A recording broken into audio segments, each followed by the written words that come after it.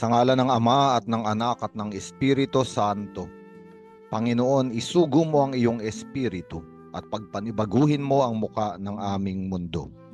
Ang mabuting balita sa araw na ito ay mula kay San Marcos, Kapitulo 10, versikulo 32 hanggang 45. Sa mabuting balitang ito ay ipinahayag ng ating Panginoong Hesus sa kanyang 12 apostol ang dahilan kung bakit siya pupunta sa Jerusalem at kung ano ang magaganap doon. Siya ay ipagkakanulo, siya ay hahatulan ng kamatayan, siya ay ibibigay sa mga hintil, siya ay hahamakin, duduraan, hahagupitin at papatayin. Ngunit pagkaraan ng 3 araw, siya ay muling mabubuhay. Para bang inaaninag ng ating Panginoong Jesucristo ang misteryo Pascual.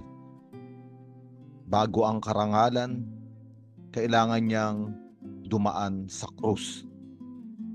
Ngunit para bang hindi ito naunawaan ng mga alagad, sapagkat ang kanilang kaisipan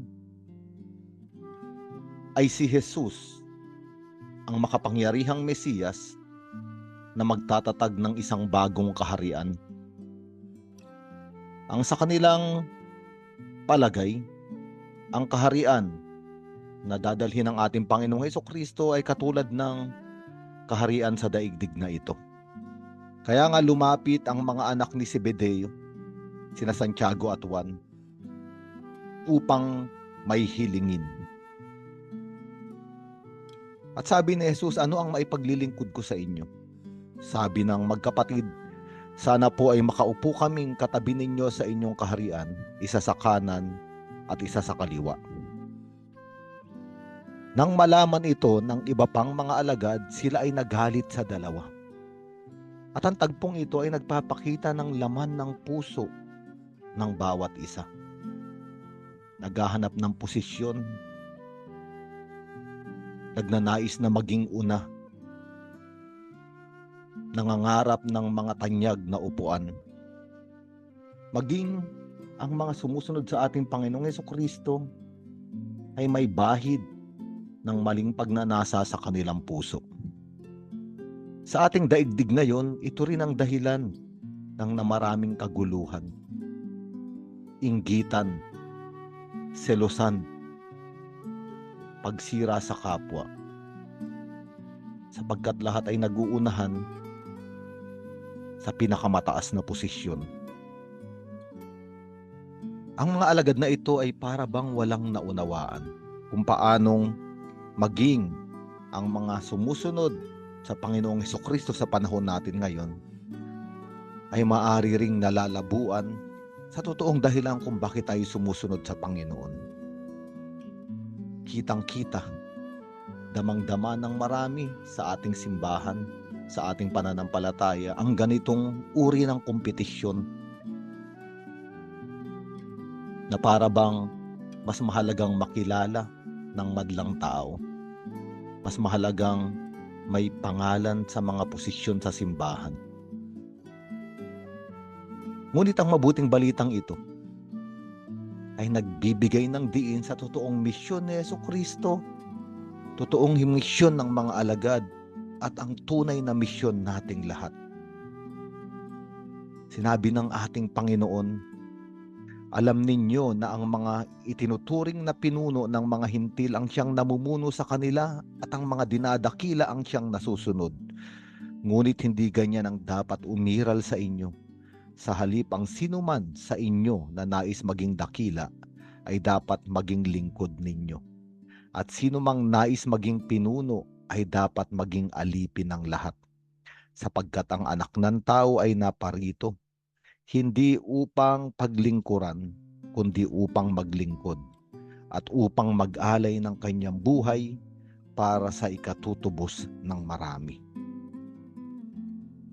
Para bang binabaligtad ng ating Panginoong Jesucristo ang konsepto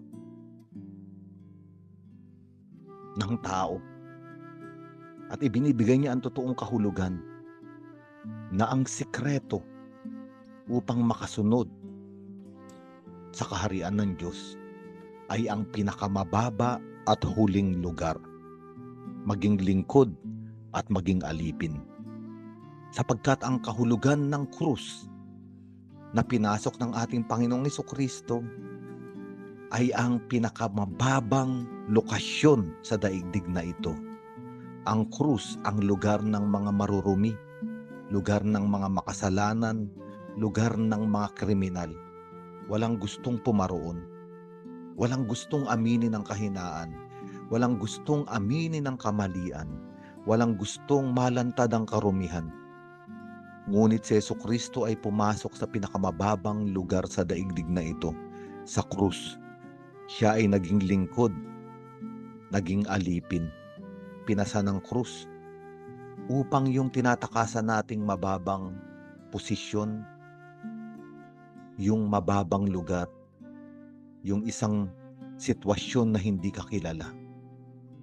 Sapagkat iniisip ng daigdig na sa lugar na yon ay walang magmamahal sa iyo. Palagi nating itinatago, palagi nating ikinukubli. Doon bumaba ang ating Panginoong Jesucristo para sabihin sa ating lahat na may nagmamahal sa atin sa ganung kababaan ng ating mga kasaysayan at ng ating pagkatao. Para bang sinasabi ng ating Panginoong Jesucristo, pagod na tayo. Kakakubli, kakatago, palaging magaganda ang ipinapakita, malilinis, maniningning.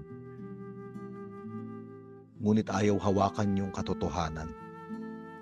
Ang ating mga kamalian, ang ating mga kasalanan, ang ating mga kadiliman, ang ating mga karumihan.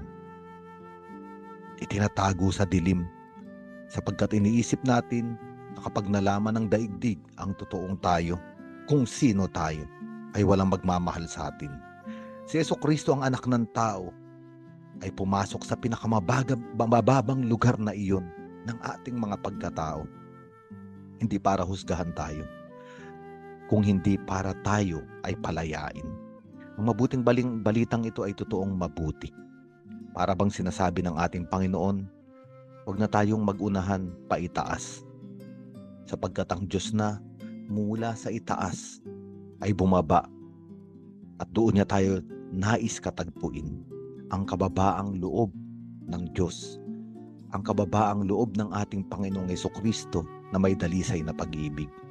Tayo ay magpahinga ngayon sapagkat siya ang totoong lingkod na nagpasa ng krus para sa atin. Pumanik sa krus upang kunin ang ating mga kasalanan. Namatay upang wasakin ang kamatayan. Muling nabuhay upang bigyan tayo ngayon sa araw na ito ng bagong buhay. Sa ngala ng Ama at ng Anak at ng Espiritu Santo.